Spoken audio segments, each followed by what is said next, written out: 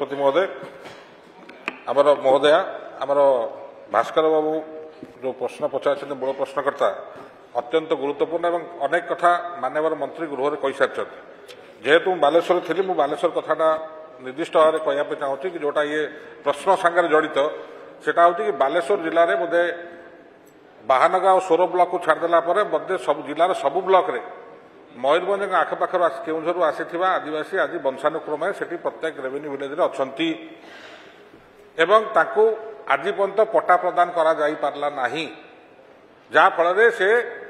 स्थितिवान सत्व प्रमाण न करने फल बालेश्वर जिला सारा लोक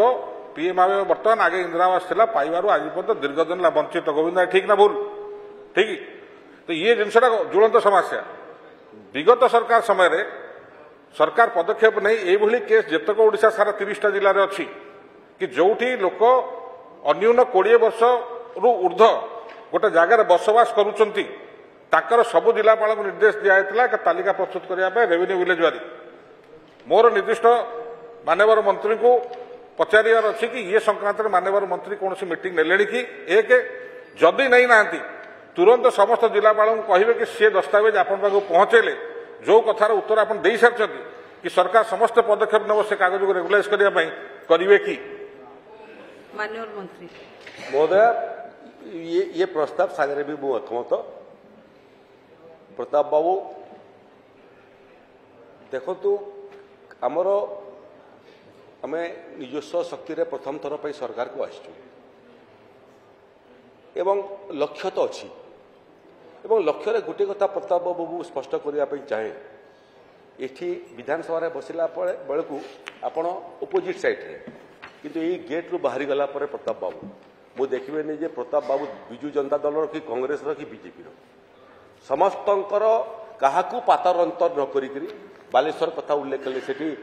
लखन बाबू जी गोटे जिला कथा उल्लेख कले राम बाबू कोरापुट कथा उल्लेख कले ये जिला सबू आमर प्रताप भाई समस्तंकर ये समस्त को लेकर ओडिशा आपण जो बालेश्वर कथा उल्लेख कर निर्दिष्ट भाव में आम जिलापाल को निर्देश देचु से जो समस्या प्रकृत में अतीत में आप राजस्व गाँ कथा भी से उल्लेख करुले आप राजस्व गाँ प्रताप बाबू 1991 मसीह 2024 मसीहा भितर जो आवेदन सब आसी से वर्तमान पर्यंत मात्र 1000टा गाँ 30 वर्ष भितर 1000टा गाँ राजस्व गाँ भाव में घोषित हो कोई छाड़ी देमु तार अर्थ केते पड़ला प्रताप बाबू वर्ष को 30 वर्ष भितर 1000 अर्थात वर्ष को 30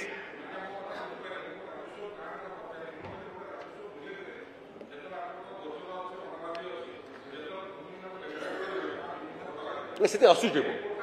से आसूची नहीं से प्रताप से विषय में आउची प्रकृत में ये राजस्व गाँव आगुरी सरकार आपंकर सरकार समय गोटे भल परिवर्तन कले आगुरी जोटा थिला राजस्व गाँ हाँपाई कम्युनाल लैंड अच्छी ना नहीं गोचर अच्छी ना नहीं पर आपंकर सरकार गोटे भल निष्पत्ति कले जे सब को बात करी कम्युनाल लैंड थाउ कि न थाउ मूल गाँव थे भी चलो आपणकर बाकी गोचर मूल गाँव थे चलो एवं कराई से जो गाँ कथा आप उल्लेख कर गाँव समस्या जोटा सेटा केवल आपणकर समस्या नुह राज्यपाल जिलापाल मान को एवं तहसीलदार मान को बाबद निर्देश दिया एवं ये कार्य काफी आम अग्रगति करूँ जदि निर्दिष्ट कौन सामूहिक भाव में प्रदेश आम करूँ जदि बालेश्वर जिलार स्वतंत्र चरित्र जोटा से जदि किसी स्वतंत्र समस्या थाए प्रताप बाबू मत लिस्ट दे दिंतु आपण निश्चिंत हेबे रिजल्ट आपण पाखक पहुंची वाह प्रगति गोल्ड मिल्क संपूर्ण उन्नत मानर दुग्ध।